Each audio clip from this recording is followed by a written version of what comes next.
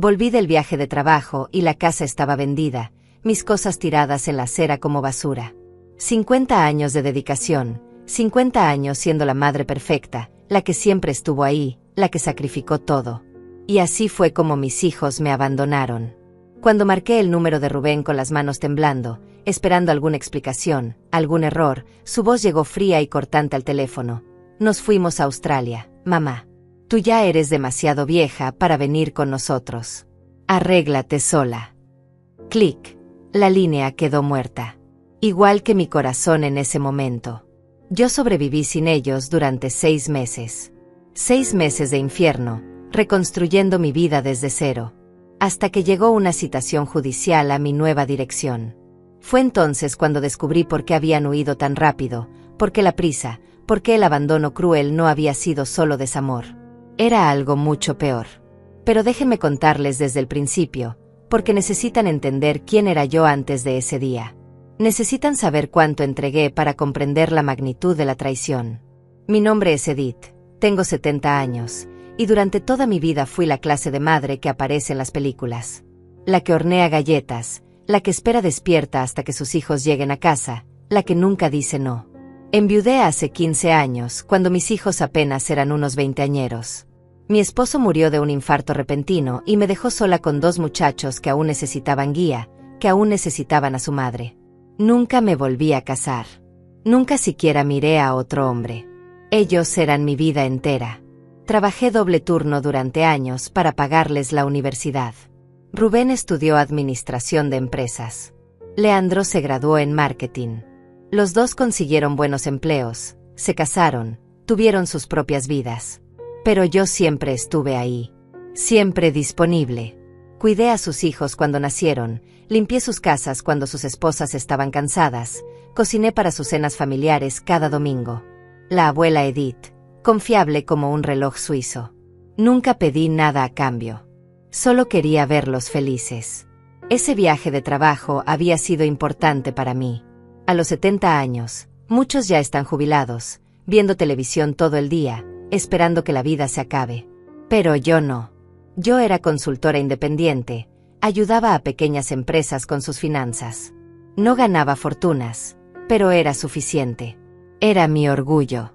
Mis hijos siempre me decían que ya descansara, que ellos me cuidarían, pero yo necesitaba sentirme útil. Necesitaba saber que aún tenía propósito más allá de ser solo mamá y abuela. Así que cuando me ofrecieron ese contrato en Houston, acepté. 10 días fuera. Rubén y Leandro dijeron que no había problema, que cuidarían la casa, que revisarían el correo. Les dejé las llaves como siempre. Confiaba en ellos con mi vida. Antes de irme, pasé por sus casas con comida congelada para sus familias, como si 10 días fueran una eternidad. Rubén me abrazó en la puerta. Ten cuidado, mamá. Te queremos. Leandro me besó la frente. Viaje seguro. Sus esposas me dijeron adiós con sonrisas que ahora, recordando, me parecen falsas. Todas esas sonrisas eran mentiras. Durante esos 10 días, hablé con ellos por teléfono un par de veces. Conversaciones cortas. Todo bien, mamá. No te preocupes. Disfruta tu trabajo. Nada parecía extraño. Nada me alertó. Volví con el corazón lleno, con regalos en las maletas. Una billetera de cuero italiano para Rubén que había costado $200, un reloj elegante para Leandro de 300. Siempre pensaba en ellos primero. Siempre gastaba en ellos antes que en mí. El taxi se detuvo frente a mi casa y el conductor frunció el ceño. Señora, ¿está segura de que es aquí? Yo miré por la ventana y sentí que el mundo se inclinaba. Había una camioneta desconocida en la entrada.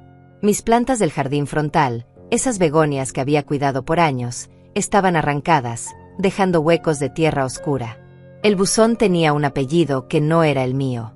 Y entonces vi lo peor. Mis pertenencias. Todo. Absolutamente todo lo que poseía estaba apilado en la acera como basura esperando ser recogida. Bajé del taxi sin siquiera pagarle. Caminé como sonámbula hacia la montaña de objetos que habían sido mi vida. Mi sofá color crema donde amamanté a mis bebés, manchado ahora con polvo de la calle. Las cajas con álbumes de fotos familiares, abiertas, con algunas fotografías volando con el viento. Mi ropa metida sin cuidado en bolsas de plástico negro. Los platos de porcelana que habían pertenecido a mi madre. La mecedora donde leía cuentos a mis nietos. Todo tirado. Todo desechado. Como si yo no importara. Como si 50 años de memorias no valieran nada.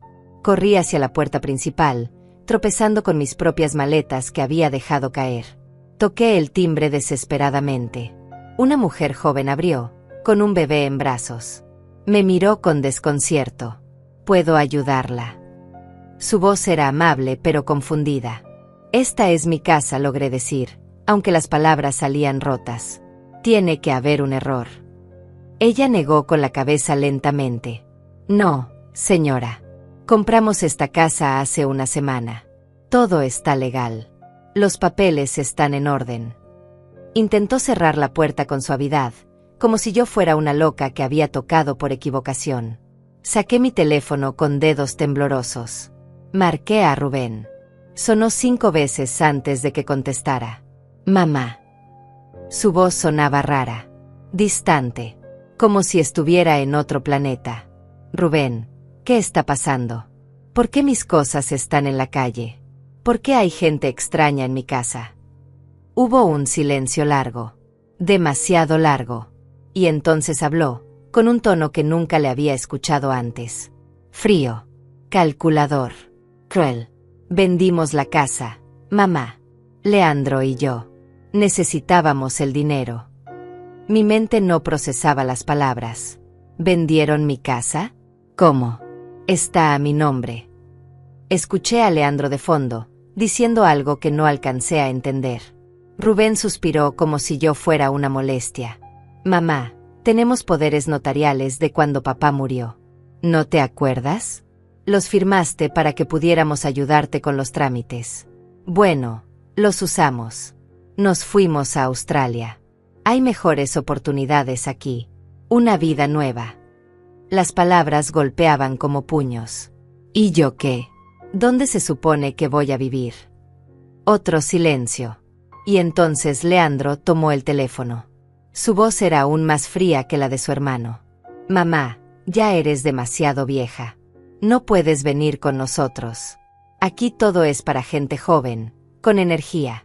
Tú solo nos retrasarías. Arréglate sola. Ya hicimos suficiente por ti todos estos años. Suficiente por mí. Esas palabras resonaron en mis oídos mientras la llamada se cortaba. Suficiente. Ellos habían hecho suficiente por mí. Yo, que había trabajado hasta sangrar para darles educación. Yo, que nunca tomé vacaciones porque cada centavo era para ellos. Yo, que pospuse cirugías necesarias porque su comodidad era primero. Ellos habían hecho suficiente. Intenté llamar de nuevo. Bloqueado. Ambos números. Bloqueados. Como si yo fuera spam. Como si fuera una vendedora molesta y no la mujer que les dio la vida.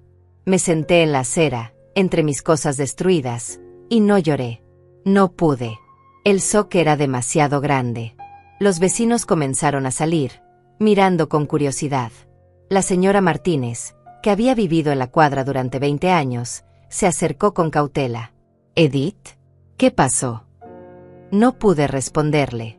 Solo señalé las bolsas, los muebles, el desastre.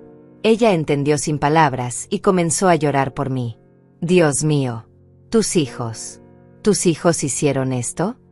La señora Martínez llamó a su esposo y entre los dos comenzaron a ayudarme a recoger mis cosas. Otros vecinos se unieron cuando vieron lo que estaba pasando. Había una humillación profunda en cada movimiento, en cada objeto que levantaban con cuidado mientras yo permanecía sentada en el bordillo de la acera, paralizada. La señora Chen trajo cajas de su garaje. Don Roberto cargó mi sofá hasta su camioneta. Lo guardaré hasta que encuentres dónde quedarte, Edith me dijo con los ojos húmedos. Todos me miraban con una mezcla de lástima y horror. La madre perfecta del vecindario, la que siempre organizaba las fiestas navideñas, la que cuidaba las plantas de todos cuando se iban de vacaciones, ahora reducida a esto. Una mujer mayor abandonada como un mueble viejo que ya no sirve. No tenía a dónde ir. Esa era la realidad que comenzaba a penetrar mi shock. A los 70 años, sin casa, con apenas los ahorros de mi cuenta bancaria y un trabajo de consultoría que apenas pagaba mis gastos básicos. Mis hijos se habían llevado todo. Todo el dinero de la venta de la casa que había comprado yo con mi difunto esposo 40 años atrás. Cada ladrillo había sido pagado con nuestro sudor. Cada ventana, cada puerta, cada centímetro de esa propiedad tenía nuestras huellas. Y ellos la vendieron como si fuera cualquier cosa. Como si no significara nada. La señora Martínez insistió en que pasara la noche en su casa. No tenía fuerzas para negarme. Dormí en su sofá, mirando el techo toda la noche, reproduciendo cada momento con mis hijos en mi mente. ¿Dónde había fallado? ¿En qué momento los crié tan mal que pudieron hacer esto? Recordé cuando Rubén tenía 8 años y se enfermó de neumonía. Pasé 3 noches sin dormir a su lado en el hospital, rogando que se recuperara. Recordé cuando Leandro reprobó sus exámenes en la universidad y trabajé turnos extras durante 6 meses para pagarle clases particulares. Recordé cada cumpleaños, cada graduación, cada logro donde yo estaba en primera fila aplaudiendo. Y esto era mi recompensa. Abandono, traición, desprecio. Al día siguiente comencé a buscar refugio. Los albergues para personas mayores tenían listas de espera de meses. Los apartamentos económicos requerían depósitos que no podía pagar después de gastar mis últimos ahorros en ese viaje de trabajo y en los regalos que nunca entregué. Esos malditos regalos que aún estaban en mi maleta, burlándose de mi ingenuidad. Finalmente encontré una habitación en una pensión del lado oeste de la ciudad. Era diminuta, apenas cabía una cama individual y un armario pequeño. El baño era compartido al final del pasillo. Las paredes tenían manchas de humedad y el olor a moho era constante. Pero era un techo. Era mío por $400 al mes. Mis vecinos en la pensión eran en su mayoría trabajadores inmigrantes, gente joven que estaba empezando, construyendo sus vidas desde cero. Y luego estaba yo. Una mujer de 70 años que había terminado en el mismo lugar que ellos, pero por razones muy diferentes. Ellos estaban subiendo. Yo había caído. La ironía era amarga como veneno. Durante esas primeras semanas, me movía como un fantasma. Iba a trabajar, volvía a mi habitación, me acostaba mirando esas paredes manchadas y me preguntaba si valía la pena seguir. Si esto era todo lo que quedaba de Edith. Intenté contactar a mis nueras. Seguramente ellas no sabían. Seguramente esto había sido decisión solo de Rubén y Leandro y sus esposas me ayudarían. Marqué a Gloria, la esposa de Rubén. El teléfono sonó hasta que saltó el buzón de voz. Dejé un mensaje llorando, explicando lo que había pasado, rogando que me ayudara a hablar con mi hijo. Nunca respondió. Llamé a Ivete, la esposa de Leandro. Ella sí contestó.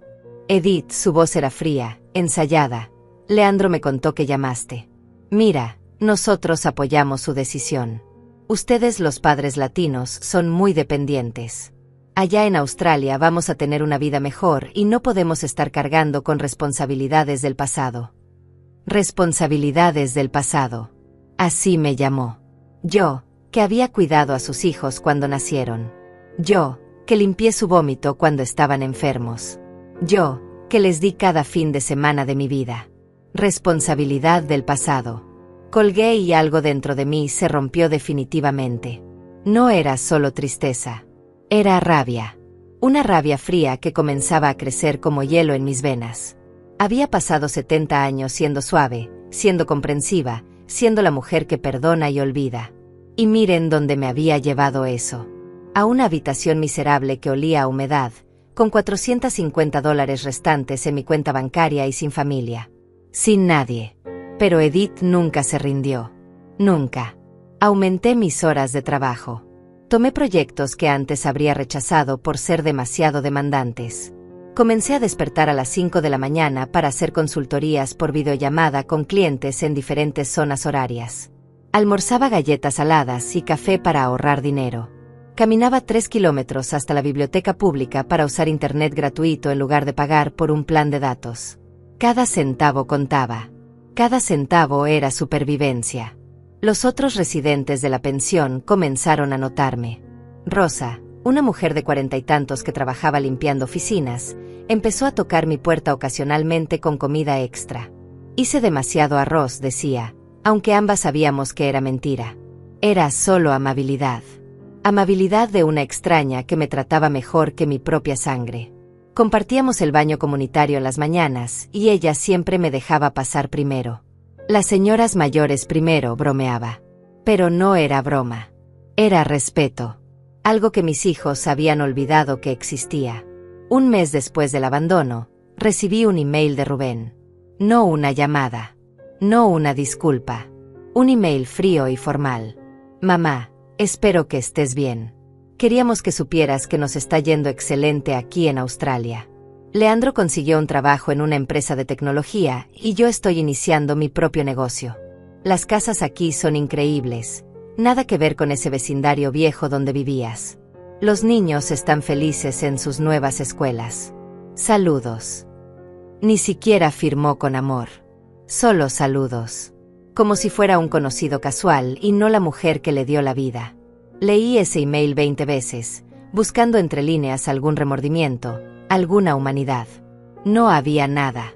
Solo presunción. Solo crueldad disfrazada de actualización familiar. Borré el mensaje y bloqueé su correo. Si ellos podían cortar, yo también. Si ellos podían ser fríos, yo aprendería a ser hielo. Pasaron 2 meses. Luego 3. Mi cuerpo comenzaba a resentir el estrés. Desarrollé insomnio crónico. Perdí 8 kilos que no podía darme el lujo de perder. Mis manos temblaban constantemente por los nervios y la falta de comida decente. Pero seguía adelante. Seguía trabajando.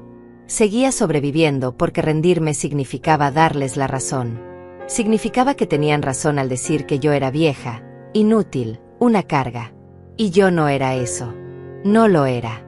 Rosa se convirtió en mi única amiga real durante ese tiempo. Me contó su historia una noche mientras compartíamos té en la cocina comunitaria de la pensión.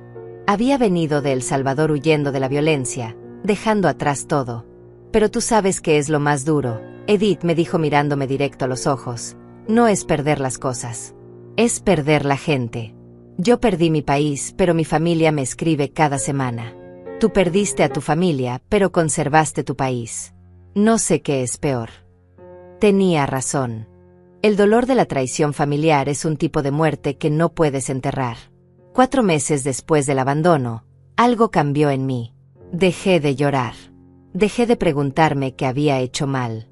Dejé de revisar compulsivamente mi teléfono esperando que mis hijos llamaran. Me corté el cabello que había usado largo toda mi vida. Me compré ropa de segunda mano pero que me quedaba bien, que me hacía sentir fuerte. Comencé a hacer ejercicio en el parque gratuito todas las mañanas. Mi cuerpo viejo protestaba pero obedecía. Estaba reconstruyéndome. No como la Edith que había sido, esa mujer ingenua que vivía para otros, sino como alguien nuevo. Alguien más duro. Alguien que sobrevivía. Conseguí más clientes. Mi reputación como consultora financiera comenzó a crecer porque ahora trabajaba con una intensidad que antes no tenía. No tenía distracciones. No tenía familia demandando mi tiempo. Solo tenía mi trabajo y mi supervivencia. Irónico como el abandono me había convertido en mejor profesional. Aumenté mis tarifas. Los clientes pagaban porque entregaba resultados. En 5 meses había ahorrado $2,000. No era mucho, pero era progreso. Era dignidad recuperada centavo a centavo.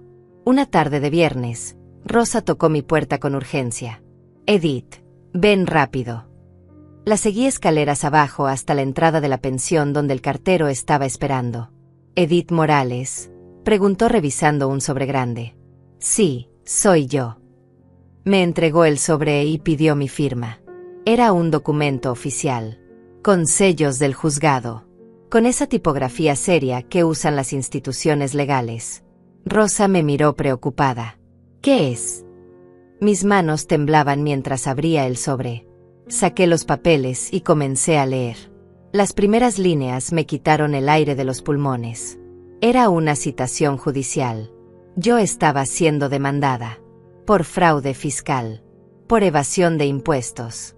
Por apropiación indebida de fondos empresariales. Los montos eran enormes. $350,000 en deudas. Propiedades compradas bajo mi nombre que yo desconocía. empresas registradas con mi información personal, contratos firmados con mi firma que yo nunca había visto. Y todos los documentos rastreaban a transacciones realizadas durante los últimos 3 años.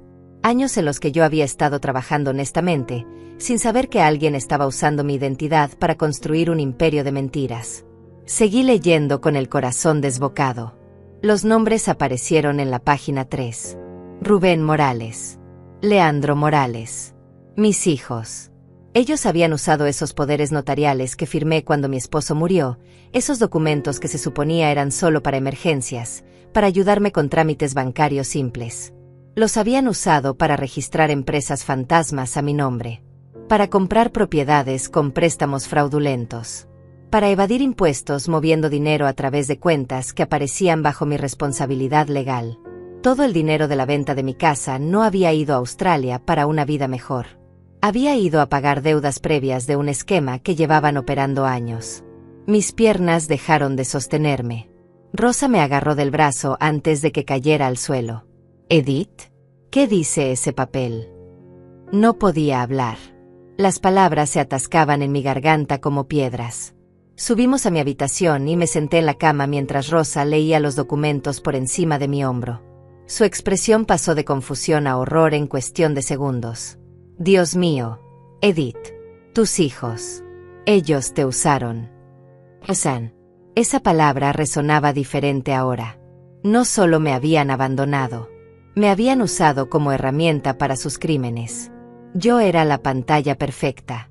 La madre mayor, confiable, sin historial criminal. Nadie sospecharía de Edith Morales, la consultora financiera de 70 años que ayudaba a pequeños negocios. Leí cada página de esa citación hasta memorizarla. Había 6 empresas registradas bajo mi nombre que yo nunca había autorizado. Compañías de importación y exportación fantasmas. Consultorías de inversión que no existían físicamente. Todas usaban mi número de seguro social, mi información bancaria, mi firma falsificada en documentos notariales. Los investigadores fiscales habían rastreado movimientos de dinero por más de $2 millones en los últimos 3 años. Dinero que entraba y salía de cuentas a mi nombre, evadiendo impuestos, lavando fondos de origen dudoso. Y yo no sabía nada. Absolutamente nada. La fecha de la audiencia estaba programada para dentro de 3 semanas. 3 semanas para conseguir un abogado que no podía pagar. 3 semanas antes de enfrentar cargos criminales que podían mandarme a prisión el resto de mi vida. A mis 70 años, podía terminar muriendo en una celda por crímenes que no cometí. Por crímenes que cometieron mis propios hijos usando mi nombre como escudo. La ironía era tan cruel que casi daba risa. Casi. Rosa se quedó conmigo esa noche. Trajo una botella de vino barato que guardaba para emergencias y me obligó a beber un vaso. Necesitas pensar con claridad, Edith. Necesitas un abogado. Tenía razón, pero los números no cuadraban. Los abogados que manejaban casos de fraude fiscal cobraban entre $5,000 y $10,000 de anticipo. Yo tenía $2,000 en ahorros. Ni siquiera alcanzaba para la consulta inicial de los buenos. Los defensores públicos estaban saturados y, según había leído en internet, raramente ganaban casos complejos como este. Estaba atrapada. Completamente atrapada. Pasé el fin de semana buscando opciones desesperadamente. Llamé a cada oficina legal de bajos recursos que encontré en internet. Todas tenían listas de espera o no manejaban casos de esta magnitud. Una recepcionista fue brutalmente honesta conmigo. Señora, con el tipo de cargos que enfrenta, necesita un especialista en derecho fiscal y corporativo. Esos abogados no trabajan pro bono. Lo siento. Colgué sintiendo que las paredes de mi pequeña habitación se cerraban sobre mí. Esto era el final. Mis hijos no solo me habían quitado mi casa y mi dignidad. Me habían condenado a prisión. El lunes volví a trabajar porque no tenía opción. Mis clientes necesitaban sus reportes financieros y yo necesitaba el dinero más que nunca. Pero era imposible concentrarme. Los números bailaban frente a mis ojos. Las hojas de cálculo se volvían borrosas. Uno de mis clientes, el dueño de una pequeña panadería, notó mi estado. «Señora Edith, ¿se encuentra bien? Se ve muy pálida». Le dije que estaba bien, solo cansada. Pero no era solo cansancio. Era el peso de saber que en 3 semanas estaría frente a un juez explicando cómo mi firma terminó en documentos criminales que nunca vi. Esa tarde, mientras caminaba de regreso a la pensión, pasé frente a un pequeño bufete de abogados que nunca había notado antes. La ventana tenía un letrero discreto: Fernández y Asociados, Derecho Fiscal y Corporativo. Algo me hizo detenerme. Tal vez era desesperación. Tal vez era que ya no tenía nada que perder. Entré. La recepcionista me miró con una sonrisa profesional. ¿Tienes cita? Negué con la cabeza. No, pero necesito ayuda urgente. Es un caso de fraude fiscal, pero yo soy la víctima. Ella dudó. Normalmente el señor Fernández no atiende sin cita previa. Debí verme tan desesperada que sintió lástima. Espere aquí. Voy a preguntar. 5 minutos después estaba sentada frente a Fernando Fernández, un hombre de unos 50 años con canas en las sienes y mirada inteligente. Puse la citación judicial sobre su escritorio. Mis hijos hicieron esto. Usaron poderes notariales que firmé hace años para cometer fraude a mi nombre. Me abandonaron, vendieron mi casa y huyeron a Australia. Y ahora yo voy a ir a prisión por sus crímenes. Mi voz se quebró en la última palabra. Había intentado ser fuerte, pero frente a este extraño que tal vez era mi única esperanza, no pude sostener la máscara. Fernando leyó los documentos en silencio. Su expresión se volvió más seria con cada página. Finalmente levantó la vista. Esto es grave, señora Morales. Muy grave. Los cargos son federales. Las evidencias contra usted son sustanciales en papel. Pero si lo que me dice es verdad, entonces usted es víctima de usurpación de identidad y fraude familiar. Se recostó en su silla. ¿Cuánto puede pagar? La pregunta que había estado temiendo. Tengo $2,000 ahorrados. Sé que no es suficiente, pero es todo lo que tengo. Literalmente todo. Esperaba que me pidiera salir de su oficina. Esperaba rechazo. En cambio, Fernando suspiró y sacó una libreta. Voy a ser honesto con usted. Un caso como este normalmente me costaría $15,000. Pero hay algo en su historia que me molesta profundamente. Tengo una madre de 72 años. No puedo imaginar hacerle algo así. Hizo una pausa. Voy a tomar su caso. Pagaré con sus 2,000 y el resto lo pagaremos si ganamos, con porcentaje de cualquier restitución que recuperemos. Y créame, vamos a pelear por cada centavo que sus hijos le robaron. Lloré ahí mismo en su oficina. Lloré de alivio, de gratitud, de puro agotamiento emocional. Fernando me pasó una caja de pañuelos y esperó pacientemente a que me calmara. Ahora, necesito que me cuente todo desde el principio. Cada detalle, cada documento que firmó, cada conversación con sus hijos. Todo. Pasamos las siguientes 3 horas reconstruyendo la cronología completa. Él tomaba notas meticulosas, hacía preguntas precisas, grababa mi testimonio con mi permiso. Salí de esa oficina con algo que no había sentido en meses: esperanza. Pequeña, frágil, pero ahí estaba. Fernando había sido claro sobre los desafíos. El problema es que legalmente, usted firmó esos poderes notariales. La defensa será probar que sus hijos abusaron de esos poderes más allá de su intención original. Necesitamos demostrar que usted no tenía conocimiento ni participación en estas transacciones. Tenemos que rastrear dónde está ese dinero ahora y demostrar que usted nunca se benefició de él. Los siguientes días fueron un torbellino de actividad. Fernando contrató investigadores privados que comenzaron a rastrear la actividad financiera de Rubén y Leandro en Australia. Resultó que no era tan difícil encontrarlos. Tenían perfiles activos en redes sociales, presumiendo su nueva vida. Fotos en restaurantes caros. Vacaciones en la Gran Barrera de Coral. Autos de lujo. Todo pagado con dinero robado. Con mi nombre. Con mi reputación destruida. Los investigadores documentaron cada publicación, cada compra rastreable, cada evidencia de que ellos estaban viviendo como millonarios mientras yo sobrevivía en una pensión miserable. Fernando también descubrió algo crucial.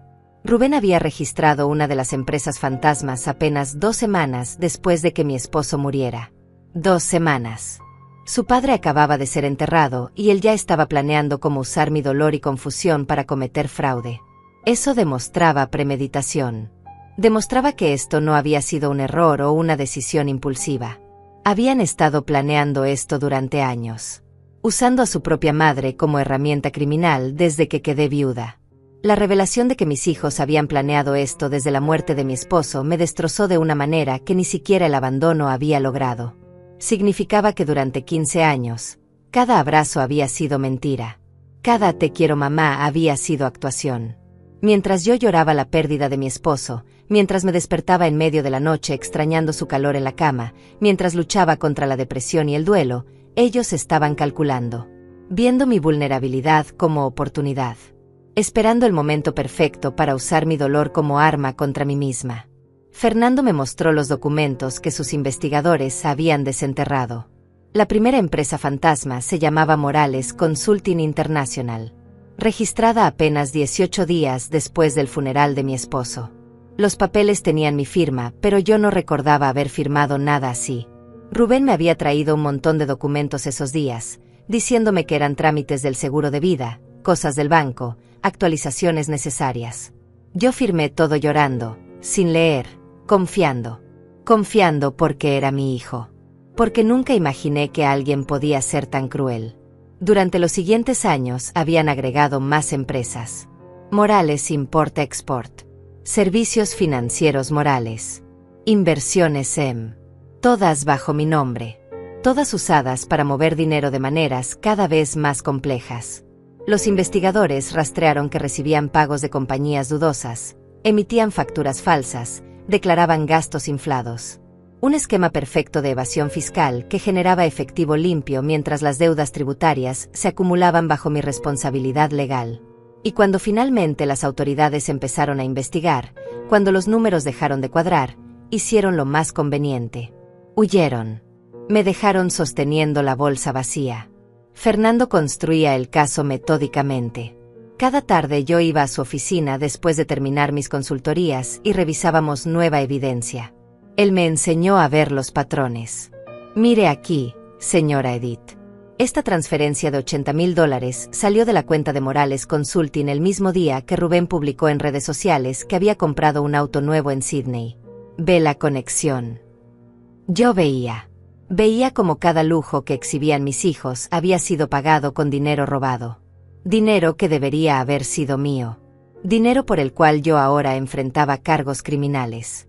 2 semanas antes de la audiencia, Fernando recibió información crucial.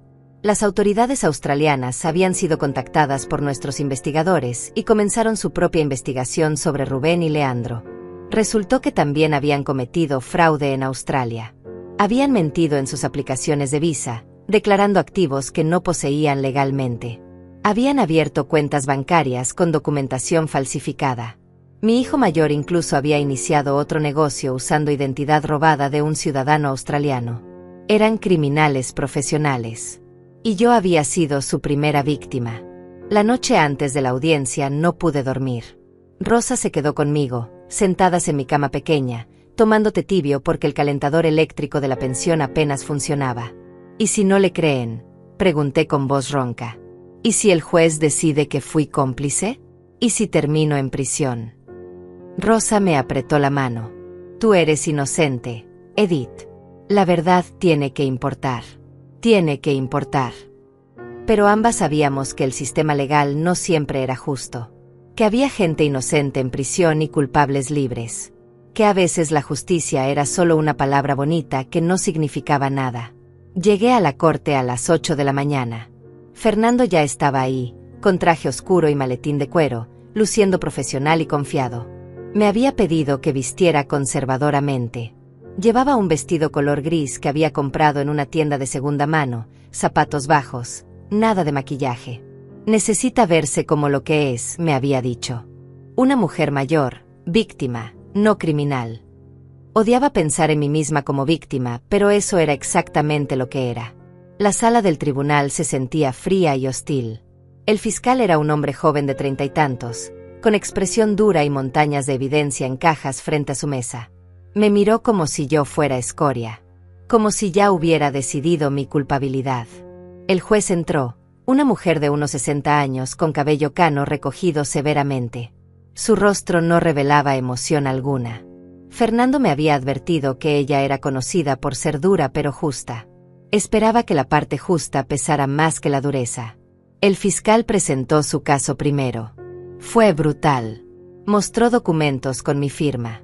Movimientos bancarios de cuentas bajo mi nombre. Empresas registradas con mi información. Declaraciones de impuestos fraudulentas firmadas electrónicamente con mis credenciales. En papel, lucía condenatoria. Lucía como si yo hubiera orquestado un imperio criminal. Escuchar mi nombre asociado con términos como evasión fiscal sistemática y lavado de dinero me hacía sentir físicamente enferma. Entonces Fernando se levantó. Su voz era calmada pero poderosa cuando comenzó. Su señoría, mi clienta Edith Morales no es una criminal. Es una víctima de abuso financiero familiar, perpetrado por sus propios hijos durante más de 15 años. Presentó la cronología. Mostró cómo las empresas habían sido registradas justo después de que yo quedara viuda, cuando estaba más vulnerable. Mostró mis registros bancarios personales, demostrando que yo nunca había recibido un centavo de esas transacciones fraudulentas. Mi cuenta nunca tuvo más de $3,000. Si yo hubiera estado moviendo millones, ¿dónde estaba ese dinero? Presentó fotografías de Rubén y Leandro en Australia, viviendo como millonarios. Sus compras de lujo. Sus propiedades caras. ¿Dónde está la señora Morales?, preguntó Fernando señalándome. Vive en una pensión de $400 al mes. Trabaja 12 horas diarias como consultora para sobrevivir. ¿Le parece que esto es alguien que se benefició de $2 millones en transacciones fraudulentas? El contraste era imposible de ignorar. Luego me llamaron al estrado. Caminé con piernas temblorosas y juré decir la verdad. Fernando me hizo preguntas directas. Le conté todo. El abandono. La casa vendida sin mi conocimiento. La llamada fría de mis hijos. Los 6 meses sobreviviendo sola. Mi voz se quebró varias veces, pero continué. El fiscal me interrogó duramente después. ¿Usted firmó estos poderes notariales voluntariamente? Sí. Nadie la obligó. No. Entonces dio permiso legal a sus hijos para actuar en su nombre. Técnicamente sí, pero no para esto. No para crímenes. Él sonrió como si hubiera ganado. No hay más preguntas. Pero Fernando no había terminado. En su turno de réplica, presentó testimonios de expertos en abuso financiero de ancianos.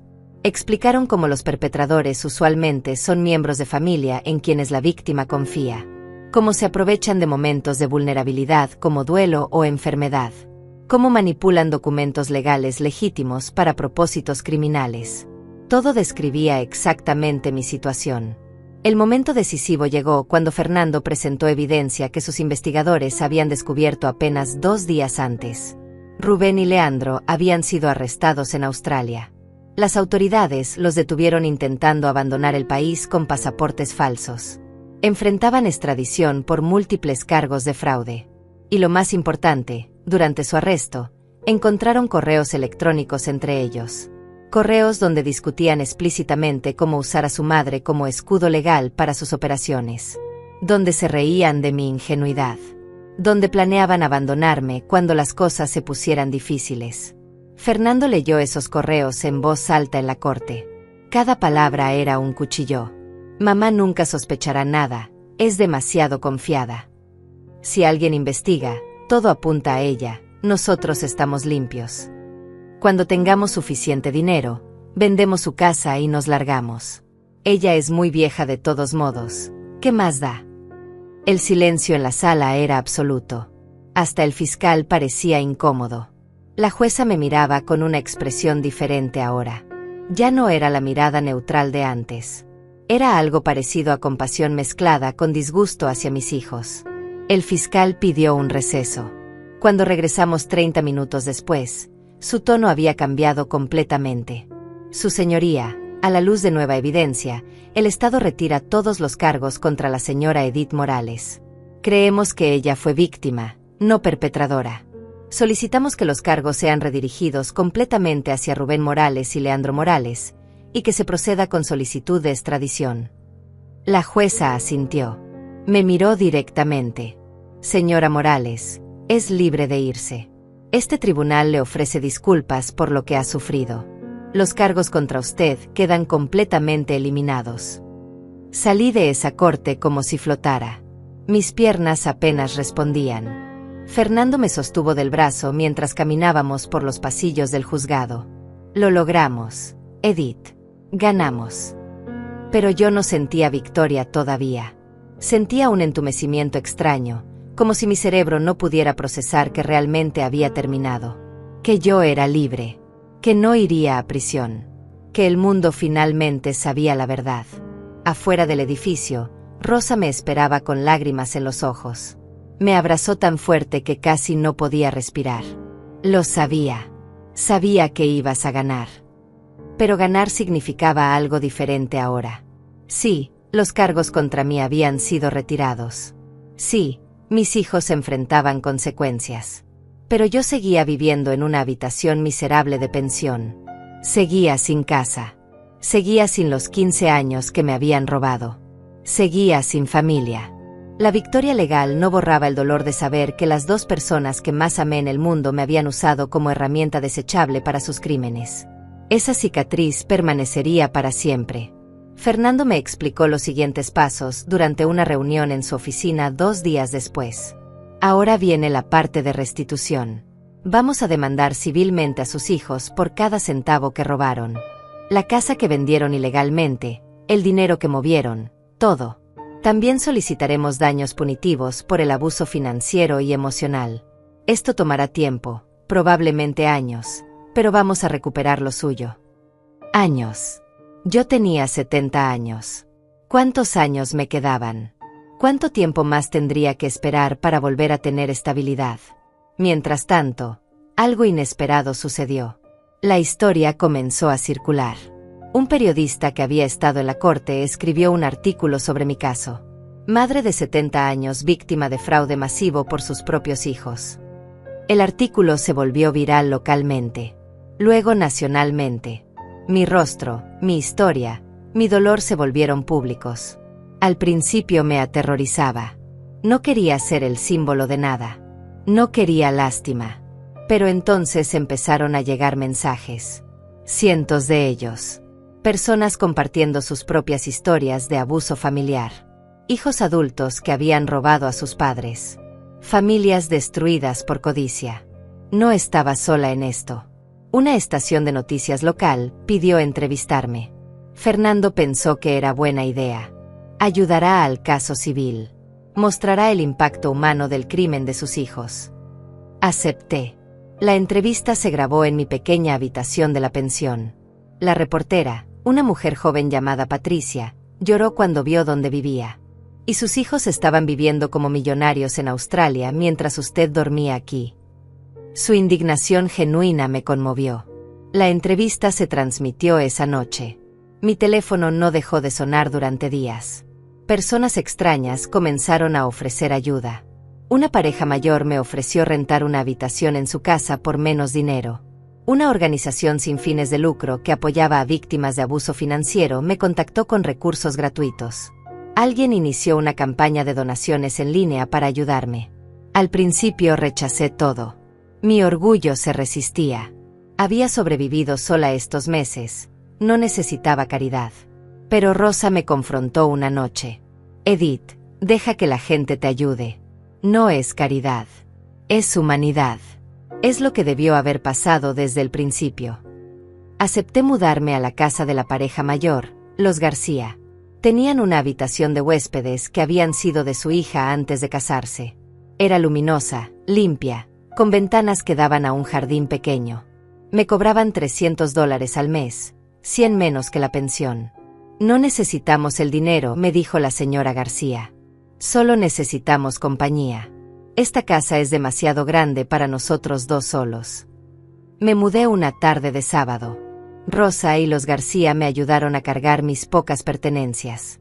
Por primera vez en meses, dormí en una cama cómoda, en un cuarto que no olía a humedad, en un lugar donde me sentía segura. Pero las noches seguían siendo difíciles. El trauma no desaparece con mejor vivienda. Soñaba constantemente con Rubén y Leandro. A veces eran niños pequeños corriendo hacia mí con brazos abiertos. Despertaba llorando, recordando que esos niños nunca volvieron. Se convirtieron en monstruos que yo no había visto crecer. Otras veces soñaba con mi casa perdida. Caminaba por las habitaciones vacías, tocando paredes que ya no me pertenecían, buscando algo que nunca podría recuperar.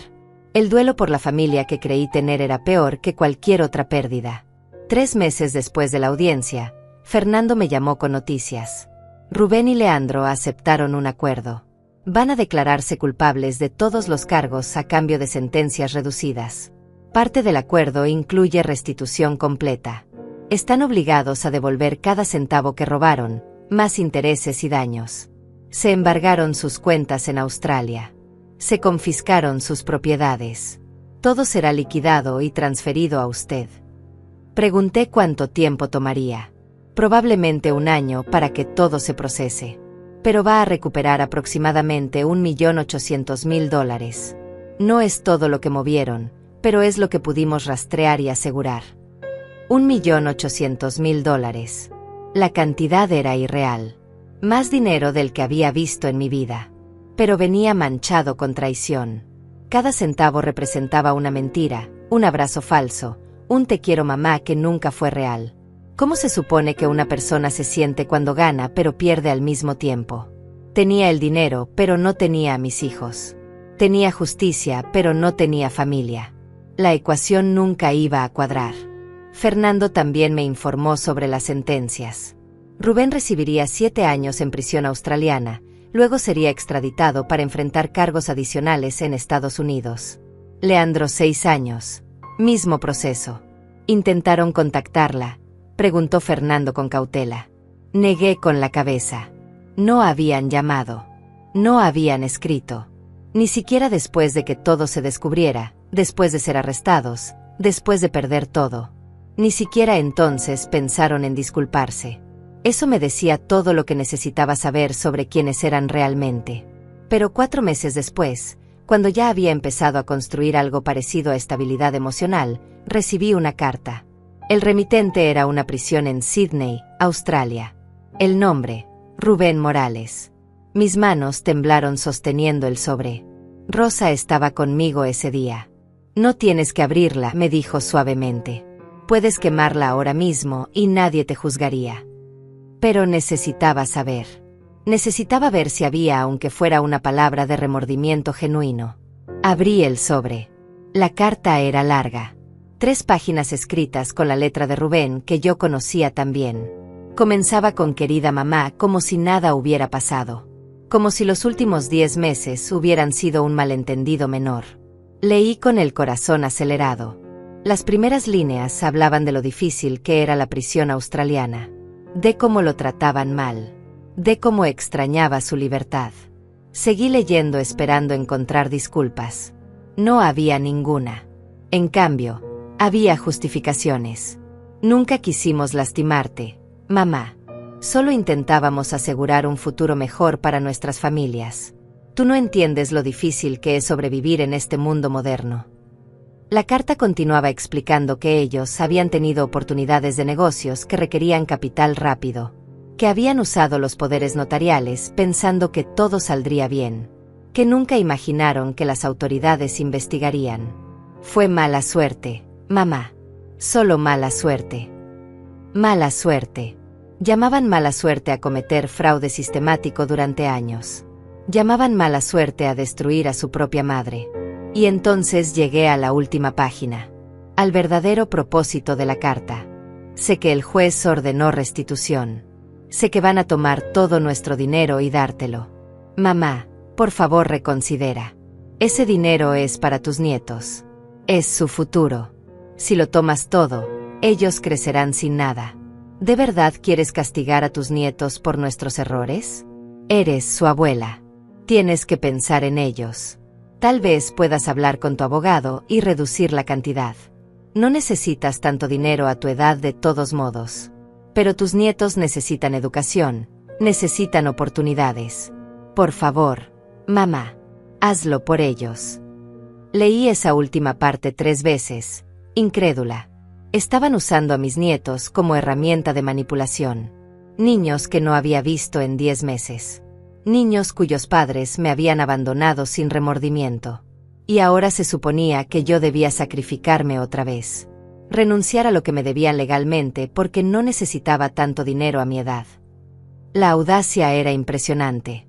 La falta de vergüenza era casi admirable en su desfachatez. No había aprendido nada.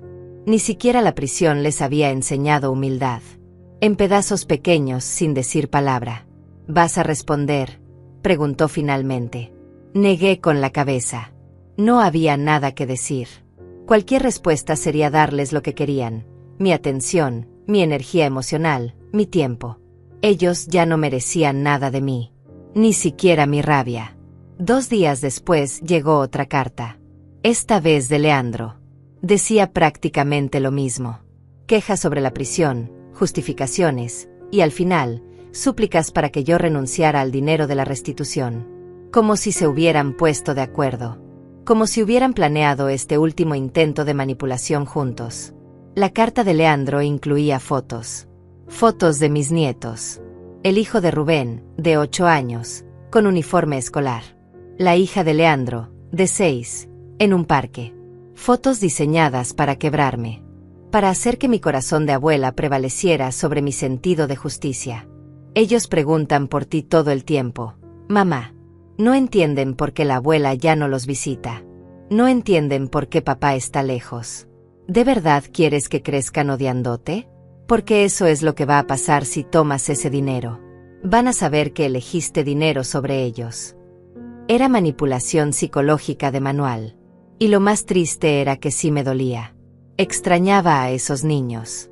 Había sido yo quien los cuidaba cuando estaban enfermos, quien les leía cuentos antes de dormir, quien horneaba galletas con ellos los domingos. Pero sus padres habían cortado ese lazo cuando me abandonaron. No fui yo quien eligió el dinero sobre los nietos.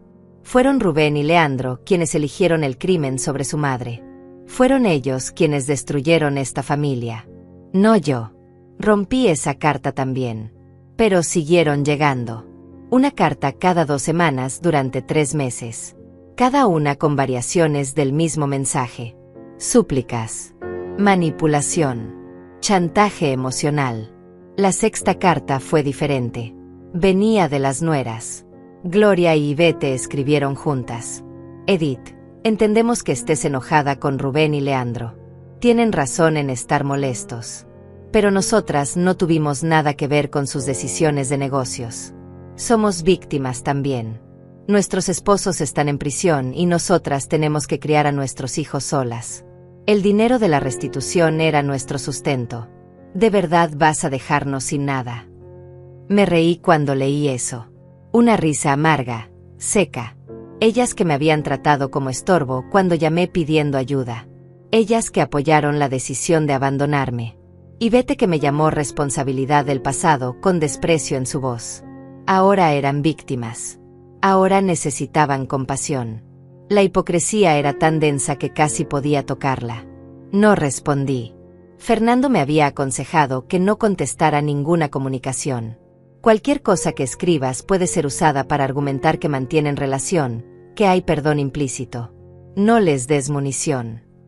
Mientras las cartas continuaban llegando y siendo ignoradas, mi vida comenzaba a estabilizarse de maneras que no había experimentado en años.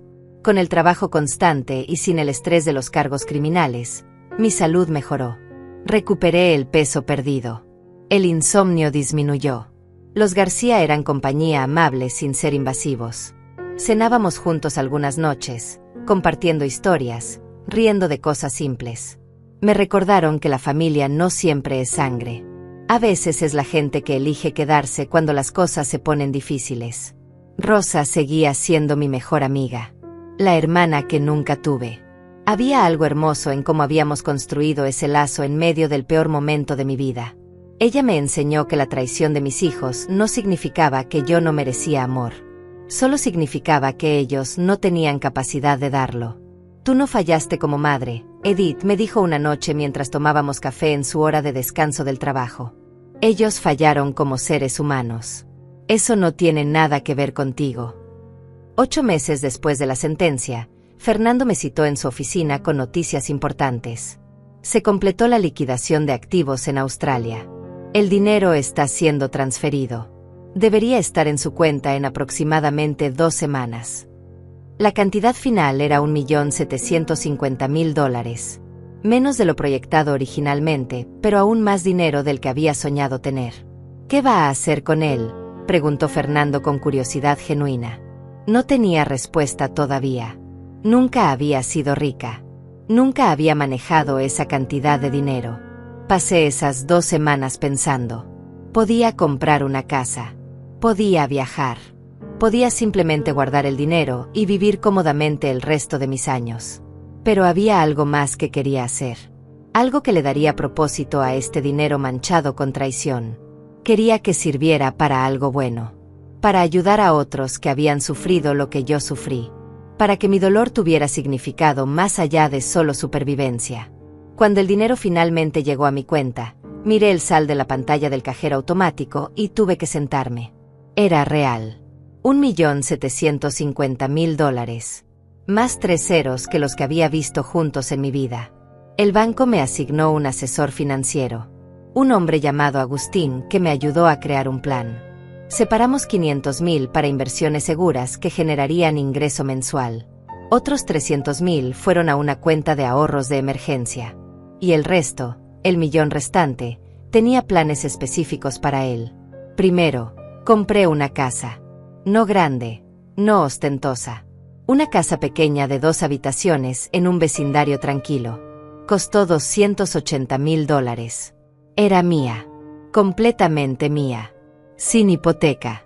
Sin nadie que pudiera quitármela. El día que recibí las llaves, lloré en el porche vacío.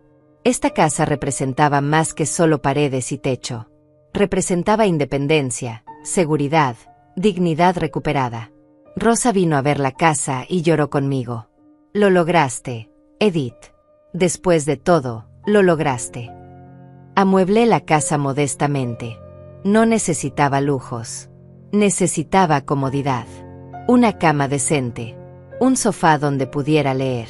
Una cocina donde pudiera cocinar para mí misma.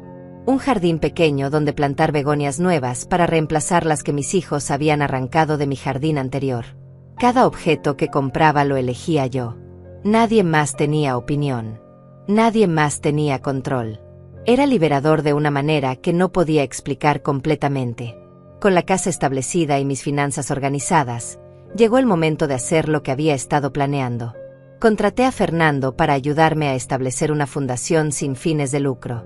Fundación Edith Morales para víctimas de abuso financiero familiar. Su propósito era proveer asistencia legal gratuita a personas mayores que habían sido defraudadas por miembros de su familia. Doné $500.000 como capital inicial. Fernando se ofreció a servir en la junta directiva sin cobrar. Rosa también se unió, usando su experiencia como inmigrante que entendía vulnerabilidad. La fundación comenzó a operar 6 meses después. Nuestro primer caso fue una mujer de 68 años cuyo hijo había vaciado su cuenta de retiro. El segundo, un hombre de 75 cuya hija había falsificado su firma para hipotecar su casa. Historias que sonaban dolorosamente familiares. Cada caso que tomábamos, cada persona que ayudábamos, sentía como poner propósito al dolor que había vivido. Mi tragedia se convertía en herramienta para prevenir la tragedia de otros. Los medios locales cubrieron la fundación. La historia de cómo la mujer que había sido víctima ahora ayudaba a otras víctimas resonó con mucha gente. Las donaciones comenzaron a llegar de extraños que querían apoyar la causa. No grandes cantidades, pero suficiente para saber que esto importaba. Que el trabajo que hacíamos tenía valor. Recibí cartas de agradecimiento de personas que ni siquiera conocía, compartiendo sus historias, bendiciendo mi nombre. Era extraño ser vista como heroína cuando por dentro aún me sentía rota. 1 año después del juicio, recibí otra carta de Rubén. Esta vez no pedía dinero. Era diferente. Más corta. Mamá, vi en las noticias lo que estás haciendo con la fundación. Me hizo pensar. Tal vez no en las cosas correctas que esperarías, pero me hizo pensar. No voy a pedirte perdón porque sé que no lo merezco. Solo quería que supieras que cuando salga de aquí en 6 años, voy a ser diferente. O al menos voy a intentarlo. No espero que me creas. No espero nada de ti. Solo quería decirlo. No respondí esa carta tampoco. Pero no la rompí. La guardé en un cajón de mi escritorio. No porque perdonara. No porque olvidara. Sino porque necesitaba recordar que la gente que te lastima sigue siendo gente. Complicada, imperfecta, capaz de reflexión incluso si llega demasiado tarde. No sabía si Rubén realmente cambiaría. Probablemente no. Pero conservar esa carta era mi manera de mantener la puerta de mi corazón entreabierta, no para que ellos entraran, sino para que yo pudiera salir cuando estuviera lista. Los meses se convirtieron en años. La fundación creció más de lo que había imaginado. Contratamos 2 abogados de tiempo completo y 3 asistentes legales. Ayudábamos a un promedio de 15 familias al mes. Cada caso ganado se sentía como una pequeña victoria contra el tipo de crueldad que yo había experimentado. Pero las victorias legales no llenaban el vacío que mis hijos habían dejado. Ese hueco permanecía, una herida que cicatrizaba lentamente pero nunca desaparecería por completo. Rosa se convirtió en algo más que mi mejor amiga. Era mi familia elegida. Celebrábamos días festivos juntas. Ella traía comida salvadoreña que cocinaba con amor y yo preparaba los postres que había perfeccionado durante años. En Navidad decorábamos mi casa pequeña con luces modestas y un árbol artificial. No teníamos nietos corriendo alrededor, no había el caos alegre de familia grande. Pero teníamos paz. Teníamos risas genuinas. Teníamos algo que el dinero no puede comprar y la sangre no garantiza: presencia real, sin condiciones, sin traición esperando en las sombras. Los García también se volvieron parte de mi círculo íntimo. Aunque ya no vivía en su casa de huéspedes, los visitaba semanalmente. El señor García me enseñó a jugar dominó y nos sentábamos en su patio trasero las tardes de sábado, compitiendo con intensidad ridícula sobre un juego que no importaba para nada. La señora García y yo intercambiábamos recetas y chismes del vecindario. Eran los abuelos que mis nietos ya no tendrían. Yo era la hija que ellos habían perdido cuando la suya se mudó al otro lado del país. Construimos familia con los pedazos rotos que cada uno traía. Mi salud continuó mejorando con el tiempo y la estabilidad. A los 72 años estaba en mejor forma que a los 68, antes de que todo colapsara. Caminaba 5 kilómetros cada mañana. Había tomado clases de yoga para adultos mayores en el centro comunitario. Mi mente estaba más clara, más enfocada. El trauma había afilado algo en mí. Me había vuelto más observadora, menos ingenua, pero sin perder completamente la capacidad de confiar. Solo ahora la confianza tenía que ser ganada, no regalada por defecto. La fundación recibió reconocimiento estatal 2 años después de su inicio. El gobernador nos invitó a una ceremonia donde entregaban premios a organizaciones sin fines de lucro que hacían trabajo significativo. Subí al escenario en un vestido color lavanda que había comprado específicamente para la ocasión, con Rosa y Fernando a mi lado.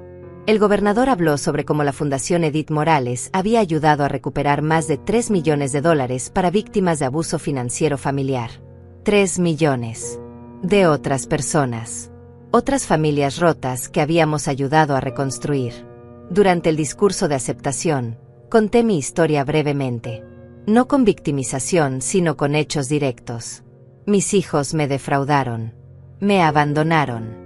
Usaron mi nombre para cometer crímenes que casi me mandan a prisión. Pero yo sobreviví. Y decidí que mi dolor serviría para algo más grande que solo mi tragedia personal. Mi voz no tembló. No lloré. Había contado esta historia suficientes veces que las palabras salían limpias, sin el peso emocional que antes me ahogaba. La audiencia aplaudió de pie. No porque yo fuera especial, sino porque la historia resonaba. Todos conocían a alguien que había sido traicionado por familia. Todos entendían que el dolor más profundo viene de quienes se supone deberían amarte incondicionalmente.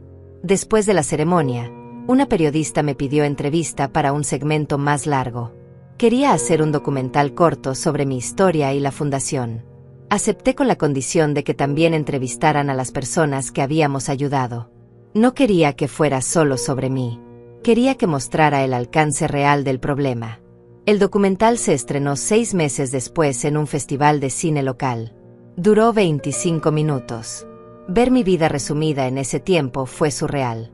Ahí estaba yo en la pantalla, contando cómo mis cosas habían sido tiradas en la acera. Ahí estaba Rosa llorando mientras hablaba de cómo me conoció. Ahí estaba Fernando explicando los aspectos legales del abuso financiero familiar. Pero la parte más impactante del documental no era mi historia.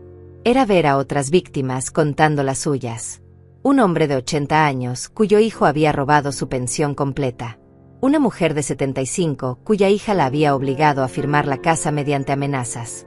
Un veterano de guerra de 83 años, cuyos nietos habían vaciado su cuenta bancaria mientras él estaba hospitalizado.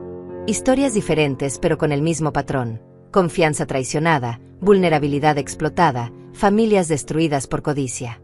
El documental ganó premio a mejor cortometraje documental en el festival. No por calidad técnica, sino por impacto emocional bruto. 3 años después del juicio original, algo inesperado sucedió. Leandro salió de prisión en Australia con libertad condicional por buen comportamiento. Cumplió solo 4 años de su sentencia de 6. Las noticias llegaron a través de Fernando, quien mantenía contacto con las autoridades australianas. ¿Quiere que investiguemos si intenta contactarla?, preguntó. Le dije que no. Si Leandro quería encontrarme, sabía dónde buscar. Si no lo hacía, tampoco me sorprendería. Había aprendido a no esperar nada de mis hijos. Las expectativas eran el camino al dolor renovado. Pasaron 2 meses sin noticias. Entonces, un sábado por la tarde mientras trabajaba en el jardín plantando nuevas begonias, escuché el timbre. Abrí la puerta con manos sucias de tierra y ahí estaba él. Leandro, mi hijo menor. Más delgado que en las fotos que había visto antes de su arresto. Con canas en las sienes que no tenía antes. Ojos cansados que evitaban los míos. Se veía pequeño parado en mi porche. Diminuto. Como si la prisión hubiera encogido no solo su cuerpo, sino su presencia completa. Hola, mamá. Su voz era apenas un susurro. No dije nada. Solo lo miré, estudiando su rostro como si fuera un extraño. En cierto modo lo era. El Leandro que yo había conocido, el niño que había criado, nunca habría hecho lo que este hombre hizo. ¿Puedo pasar?, preguntó con cautela. Parte de mí quería cerrarle la puerta en la cara. Gritarle. Preguntarle cómo se atrevía a aparecer después de todo. Pero otra parte, esa parte tonta que aún era madre a pesar de todo, sintió curiosidad. Necesitaba saber qué lo había traído aquí. Me hice a un lado sin decir palabra. Entramos a la sala. Él miró alrededor, notando la casa pequeña pero cómoda. Los muebles modestos. Las fotos en las paredes que eran solo mías, de mi nueva vida. No había fotos de él ni de Rubén. Había borrado su existencia visual de mi espacio. Vi el momento en que él notó esa ausencia. Algo cruzó su rostro. ¿Dolor? ¿Arrepentimiento? Era difícil saberlo. Bonita casa, dijo finalmente. Gracias, respondí sin emoción. Se sentó en el borde del sofá como si no se sintiera con derecho a estar cómodo. El silencio se extendió entre nosotros. Incómodo, pesado, lleno de años de palabras no dichas. Finalmente habló. No vine a pedir perdón. Bueno, vine a eso también, pero sé que las palabras no significan nada. Vine porque necesitaba verte. Necesitaba que supieras que he pensado cada día de los últimos 4 años en lo que te hicimos. En la prisión tuve mucho tiempo para pensar. Demasiado tiempo. Se detuvo, las manos temblando ligeramente. Mamá, no hay explicación que justifique lo que hicimos. No hay excusa. Fuimos codiciosos, egoístas, crueles. Usamos tu amor contra ti. Y eso es algo con lo que voy a tener que vivir el resto de mi vida. Escuché sin interrumpir, sin mostrar emoción. Había practicado este momento en mi mente docenas de veces, imaginando qué diría si alguno de mis hijos aparecía pidiendo perdón. Había ensayado discursos largos, llenos de dolor y acusaciones. Pero ahora que estaba sucediendo, las palabras no venían. Solo había un cansancio profundo. Un agotamiento del alma que ningún descanso podía curar. ¿Por qué?, pregunté finalmente. Mi voz sonaba extraña, lejana. ¿Por qué lo hicieron? ¿En qué momento decidieron que yo era desechable? Leandro cerró los ojos. Una lágrima corrió por su mejilla. No sé cómo explicarlo de manera que tenga sentido. Rubén empezó con las empresas fantasmas. Me involucró diciéndome que era inteligente, que así hacía negocios en el mundo real. Yo lo seguí porque siempre lo seguía. Siempre fui el hermano menor buscando aprobación. Y funcionó al principio. Ganamos dinero fácil. Entonces necesitamos más capital. Más formas de mover dinero sin llamar atención. Y tú tenías esos poderes notariales. Y pensamos que solo serían unos años. Que recuperaríamos todo, que lo arreglaríamos antes de que notaras. Pero no arreglaron nada, dije con voz plana. Solo cavaron más profundo. Y cuando se descubrió, huyeron. Me dejaron con toda la culpa. Él asintió miserablemente. Tuvimos pánico. Las autoridades empezaron a investigar y Rubén dijo que necesitábamos distancia. Que si nos íbamos, tú estarías bien porque no sabías nada. Que eventualmente probarías tu inocencia. Nunca pensamos que te arrestarían. Nunca pensamos que llegaría tan lejos. Fuimos cobardes. Monstruos. No hay otra palabra. Me paré y caminé hacia la ventana, mirando mi jardín donde las begonias nuevas crecían saludables. ¿Sabes cuántas noches pasé en una habitación miserable preguntándome qué hice mal como madre? ¿Cuántas veces quise simplemente rendirme porque el dolor era demasiado?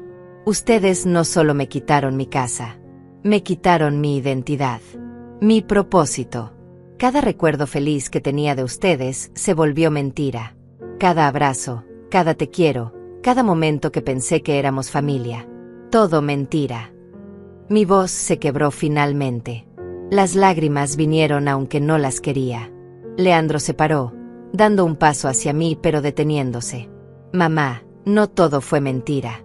Cuando éramos niños, cuando papá estaba vivo, eso era real. Te queríamos.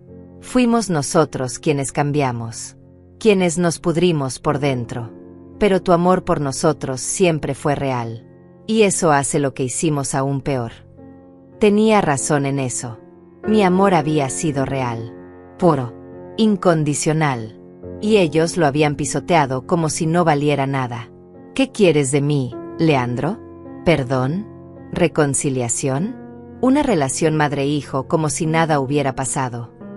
Leandro negó con la cabeza lentamente. No espero nada de eso. Sé que es demasiado tarde.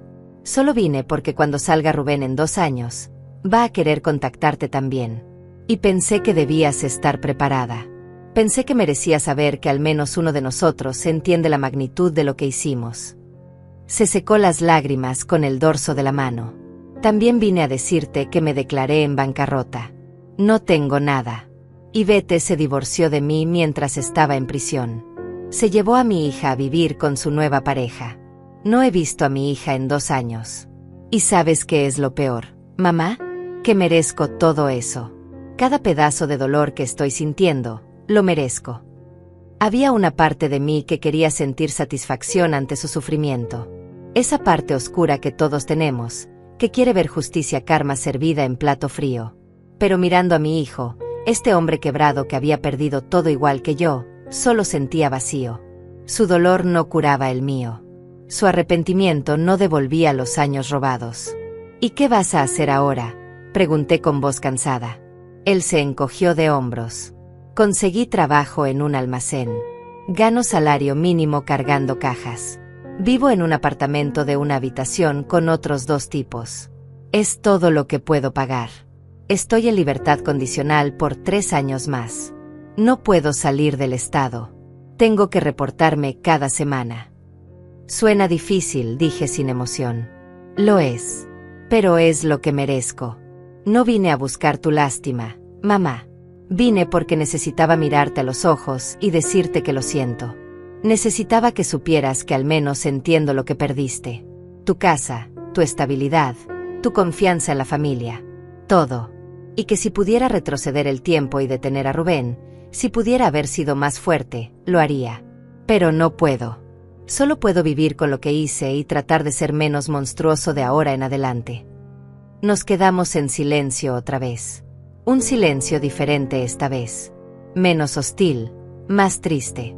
El tipo de silencio que existe entre personas que alguna vez se amaron pero ya no saben cómo hacerlo. ¿Cómo está tu hermano?, pregunté finalmente, sorprendiéndome a mí misma con la pregunta. Leandro suspiró.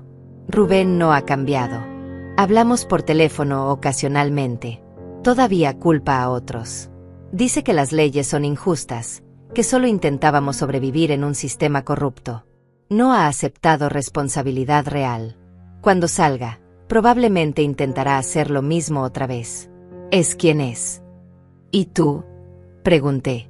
¿Has cambiado realmente o solo aprendiste a decir las palabras correctas? Era una pregunta dura pero necesaria. Él la consideró seriamente. No sé si he cambiado. Quiero pensar que sí. Pero honestamente, mamá, no sé qué clase de persona soy ahora. Solo sé que la persona que era te lastimó horriblemente. Y no quiero ser esa persona nunca más. Eso es todo lo que puedo prometer. Intención. No garantía. Al menos era honesto. Eso era algo. Me senté nuevamente, sintiendo el peso de mis 72 años en cada hueso. No sé si puedo perdonarte, Leandro. No ahora. Tal vez nunca. Lo que ustedes hicieron dejó cicatrices que no van a sanar solo porque estés arrepentido. Reconstruí mi vida desde cenizas. Encontré propósito ayudando a otras personas que sufrieron lo que yo sufrí. Esa vida no tiene espacio para ustedes dos. No de la manera que era antes. Él asintió, las lágrimas corriendo libremente ahora. Lo entiendo. Solo quería que supieras que existo. Que pienso en ti. Que si algún día necesitas algo, si puedo hacer algo por ti, lo haré. Aunque sea solo cargar cajas o cortar tu césped. Cualquier cosa. ¿Por qué?, pregunté. ¿Por qué hacer eso si no esperas perdón? Leandro me miró directamente por primera vez desde que entró. Porque eres mi madre. Y a pesar de todo lo que hice, a pesar de cómo te traté, tú me diste vida. Me criaste. Me amaste cuando nadie más lo haría. Y aunque no pueda deshacer el pasado, puedo intentar honrar eso de alguna manera pequeña. No por mí. No para sentirme mejor. Sino porque es lo correcto. Le di mi número de teléfono. No sé por qué. Tal vez porque necesitaba mantener alguna conexión, por tenue que fuera. Tal vez porque a pesar de todo, esa parte de mí que era madre no podía cortarlo completamente. No prometo responder siempre. No prometo que esto signifique reconciliación. Pero si necesitas algo urgente, puedes llamar. Él tomó el papel donde escribí el número como si fuera oro. Gracias, mamá. Gracias por no cerrar la puerta completamente. Se fue poco después. Lo vi caminar hacia un auto viejo, oxidado, que probablemente había comprado con los pocos ahorros que le quedaban. Se veía pequeño, derrotado, roto. Nada como el hombre seguro que alguna vez fue. Rosa vino esa noche cuando le conté lo que había pasado. ¿Cómo te sientes?, preguntó con preocupación. No sé, admití honestamente. Parte de mí quiere creer que es genuino. Otra parte piensa que es solo otro manipulador.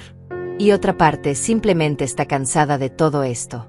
Cansada de pensar en ellos, de procesar trauma, de decidir si merezco sentir esto o aquello. Estoy cansada, Rosa.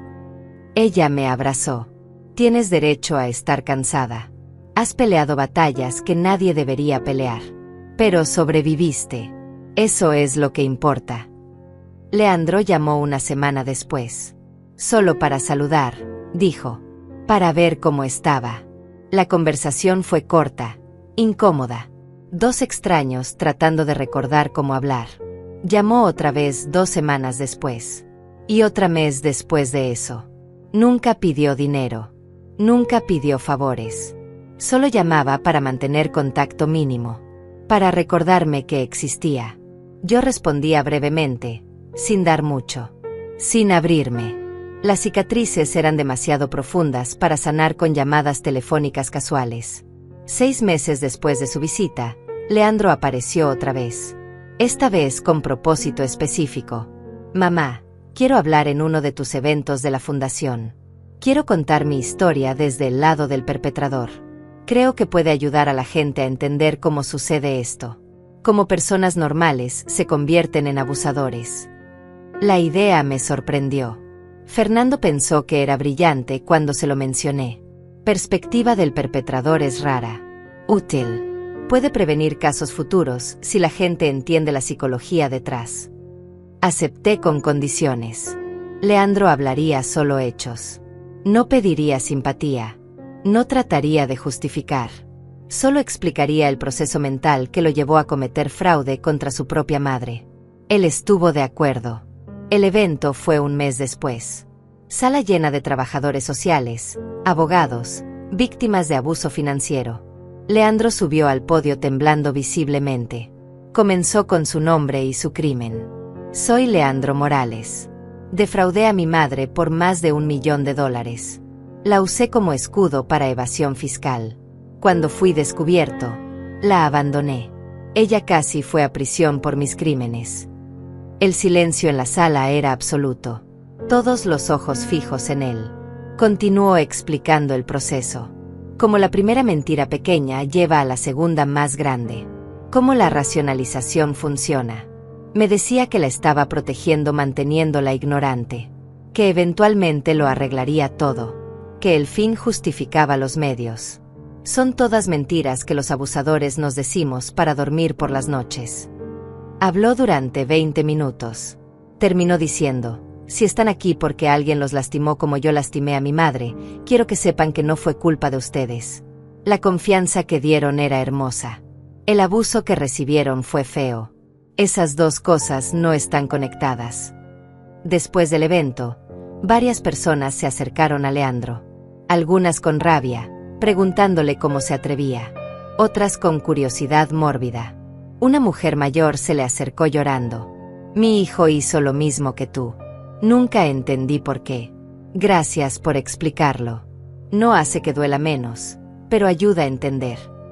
Leandro lloró abrazándola, dos extraños unidos por trauma desde lados opuestos. Fue un momento extraño. Doloroso, pero también catártico de alguna manera que no podía explicar completamente. Fernando me llamó días después.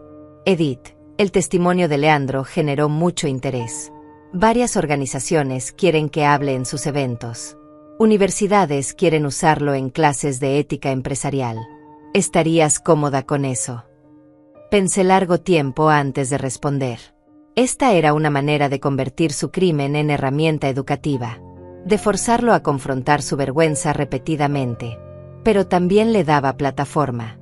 Le daba redención que tal vez no merecía completamente. Sí, decidí finalmente. Pero con una condición. Cualquier pago que reciba por hablar debe ser donado a la fundación. Él no gana dinero de su crimen. Leandro aceptó sin dudar. Durante el siguiente año habló en 12 eventos diferentes. La fundación recibió $18,000 de sus honorarios donados. No era mucho comparado con lo que había robado, pero era algo. Era esfuerzo tangible hacia reparación. No curaba el pasado, pero construía algo útil del desastre. Poco a poco, muy lentamente, comenzaba a verlo como humano otra vez. No como mi hijo de la manera que era antes. Esa relación murió y no resucitaría. Pero como un humano fallido tratando de hacer algo bueno con sus pedazos rotos. Eso podía respetarlo. 2 años después de que Leandro saliera de prisión, Rubén fue liberado. No vino a verme. No llamó. No escribió. Simplemente desapareció en algún lugar del país, cumpliendo su propia libertad condicional.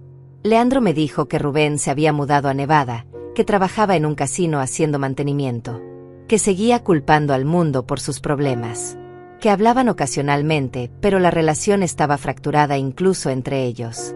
Rubén piensa que soy un traidor por trabajar con tu fundación, me dijo Leandro en una de nuestras llamadas mensuales.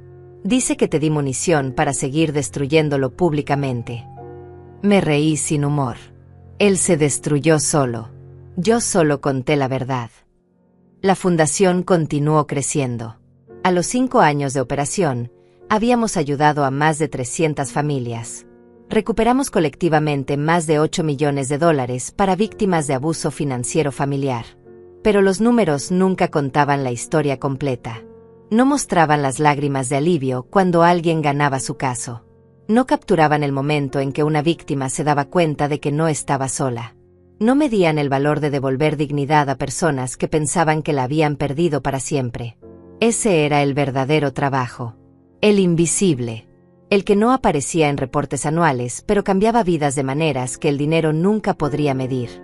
Mi salud seguía siendo buena a los 75 años. Mejor de lo que había sido en décadas. Había algo irónico en eso. El peor trauma de mi vida me había forzado a cuidarme mejor. A establecer límites. A priorizar mi bienestar sobre las expectativas de otros. Si hubiera seguido siendo la Edith de antes, la que se sacrificaba hasta el agotamiento, probablemente estaría muerta ahora. Mis hijos me habían robado mucho, pero accidentalmente me habían dado algo también. La lección brutal de que tu vida tiene valor independiente de lo que puedas dar a otros. Lección cara. Demasiado cara. Pero lección al fin. Rosa y yo celebramos su ciudadanía estadounidense ese año. Había pasado el examen después de años de trabajo duro, aprendiendo inglés, estudiando historia americana, construyendo vida aquí. Lloramos juntas en la ceremonia de naturalización. Ella había venido a este país huyendo de violencia, sin nada, y ahora era ciudadana. Yo había nacido aquí, pero había tenido que reconstruir mi identidad desde cero de todas formas. Ambas habíamos sobrevivido nuestras respectivas tragedias. Ambas habíamos encontrado hogar una en la otra. Somos hermanas, me dijo Rosa después de la ceremonia, mostrándonos su nuevo pasaporte. Hermanas que eligieron serlo. Tenía razón. La familia más fuerte se construye con elección, no con sangre. Los García murieron ese año, con 3 meses de diferencia. Primero él, tranquilamente durante el sueño. Luego ella, de corazón roto y cuerpo cansado. Ayudé a organizar ambos funerales. Lloré como si hubiera perdido padres propios. En cierto modo lo había hecho. Ellos me habían dado hogar cuando no tenía ninguno. Me habían tratado con dignidad cuando mi propia sangre me trataba como basura. Su hija vino del otro estado para el funeral de su madre. Me agradeció por haber estado ahí para ellos. Usted les dio propósito en sus últimos años, me dijo. Hablaban de usted todo el tiempo. La querían como hija. Sus palabras me rompieron y sanaron simultáneamente. Leandro continuó su trabajo de hablar públicamente sobre abuso financiero familiar. Se volvió sorprendentemente bueno en eso. Había algo poderoso en su honestidad brutal. No se perdonaba a sí mismo. No pedía simpatía. Solo contaba hechos fríos sobre cómo el amor familiar puede ser manipulado por personas con intenciones maliciosas. Universidades comenzaron a invitarlo regularmente. Escribió un artículo académico con un profesor de psicología sobre la mentalidad del abusador familiar. Se publicó en una revista especializada. No lo hacía por redención. Lo hacía porque era lo único útil que podía hacer con su vergüenza. Nuestra relación nunca volvió a ser madre-hijo en el sentido tradicional. Ese vínculo estaba permanentemente roto. Pero desarrollamos algo diferente. Algo que no tenía nombre pero funcionaba. Él me llamaba mensualmente. Yo respondía. Hablábamos de cosas superficiales principalmente. El clima. El trabajo. Nunca hablábamos del pasado a menos que fuera en contexto de la fundación. Era una relación construida sobre escombros, frágil, siempre consciente de que un movimiento en falso podría destruirla completamente. Pero existía. Y para 2 personas con nuestro historial, eso era algo. Rubén finalmente me contactó 3 años después de salir de prisión. Un email corto. Mamá, sé que no merezco tu tiempo. Sé que probablemente borrarás esto sin leer. Pero necesito decirte que estaba equivocado. Sobre todo, he estado en terapia durante 2 años tratando de entender por qué hice lo que hice. Mi terapeuta dice que tengo desorden de personalidad narcisista. No es excusa, pero es explicación. Estoy trabajando en ser mejor. No espero perdón. Solo quería que supieras que finalmente entiendo lo que perdiste por mi culpa. No respondí inmediatamente. Dejé el email ahí durante semanas, leyéndolo ocasionalmente, procesando. Finalmente escribí de vuelta. Una respuesta corta. Rubén, me alegro de que estés en terapia. Me alegro de que finalmente aceptes responsabilidad. Pero necesitas saber que la madre que conociste ya no existe. Esa mujer murió cuando ustedes la abandonaron. La persona que soy ahora es diferente. más dura, menos confiada.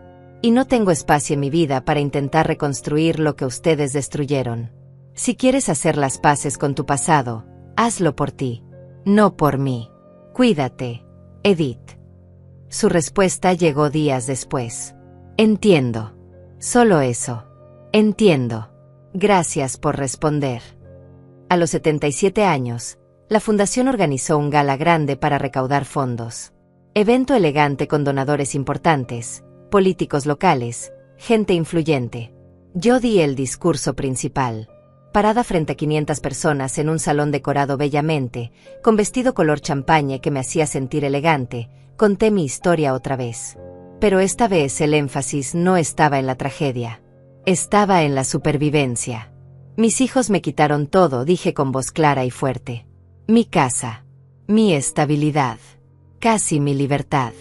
Pero no pudieron quitarme una cosa, mi capacidad de elegir quién ser después del trauma. Elegí no ser víctima para siempre. Elegí convertir dolor en propósito. Y esa elección salvó mi vida. El aplauso fue ensordecedor. Rosa lloraba en primera fila. Fernando sonreía orgulloso. Leandro estaba ahí también, en el fondo del salón, aplaudiendo con lágrimas corriendo por su rostro. Después del evento, se acercó brevemente. Estoy orgulloso de ti, mamá. Sé que no tengo derecho a decir eso, pero lo estoy. No respondí con palabras. Solo asentí. Era suficiente reconocimiento. Suficiente para ese momento. Esa noche, acostada en mi cama en mi casa pequeña que nadie podía quitarme, reflexioné sobre el viaje completo.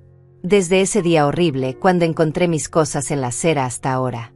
8 años. 8 años de reconstrucción, de aprendizaje, de crecimiento forzado por trauma. No elegiría repetirlo.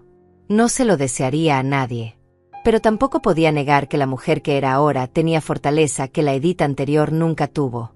Había aprendido que puedes sobrevivir lo impensable. Que el amor mal colocado puede destruirte, pero no tiene que definirte. Que la familia verdadera a veces se encuentra, no se nace con ella. Que el perdón es complicado y no siempre necesario para sanar. Que la justicia existe, pero nunca es perfecta. Que puedes reconstruir desde cenizas y crear algo hermoso de las ruinas. Mis hijos tomaron años de mi vida. Tomaron mi ingenuidad. Tomaron mi capacidad de confiar ciegamente. Pero me enseñaron algo invaluable sin quererlo, que Edith Morales era más fuerte de lo que nadie, incluyéndome a mí misma, jamás imaginó. Que a los 70 años puedes empezar de nuevo. Que la edad es solo número cuando tienes propósito. Que sobrevivir no es suficiente, tienes que elegir vivir. Y yo elegí vivir. Elegí construir. Elegí ayudar a otros. Elegí no dejar que su crueldad me convirtiera en amargada. ¿Perdoné completamente? No. Probablemente nunca lo haré. Hay heridas demasiado profundas para cicatrizar por completo. Pero aprendí a vivir con el dolor sin dejar que me consumiera. Aprendí que puedes sostener dos verdades simultáneamente, que tus hijos te destruyeron y que tú te reconstruiste en algo mejor. Que el pasado fue horrible y el presente es bueno. Que perdiste todo y ganaste algo diferente. La vida no es narrativa limpia con finales perfectos. Es complicada, contradictoria, dolorosa y hermosa al mismo tiempo. Volví del viaje de trabajo y encontré mis cosas en la calle. Mis hijos me abandonaron diciéndome que era demasiado vieja para importar. Sobreviví 6 meses en condiciones que nunca imaginé experimentar. La citación judicial reveló la verdad completa de su traición. Pero esa no fue el final de mi historia. Fue solo el comienzo de una nueva. Una donde Edith no era definida por lo que le hicieron sino por lo que eligió hacer después. Y elegí vivir. Elegí luchar. Elegí importar. No por ellos. Por mí. Finalmente, gloriosamente, por mí misma. Hoy, a los 77 años, miro hacia atrás sin remordimiento. Hice lo mejor con lo que tenía. Crianza no vino con garantías. Amo incondicional no asegura ser amada de vuelta. Pero no me arrepiento de haber amado. Me arrepiento de que ellos desperdiciaron ese amor. Esa es su carga llevar, no mía. Yo estoy libre. Finalmente, completamente, libre.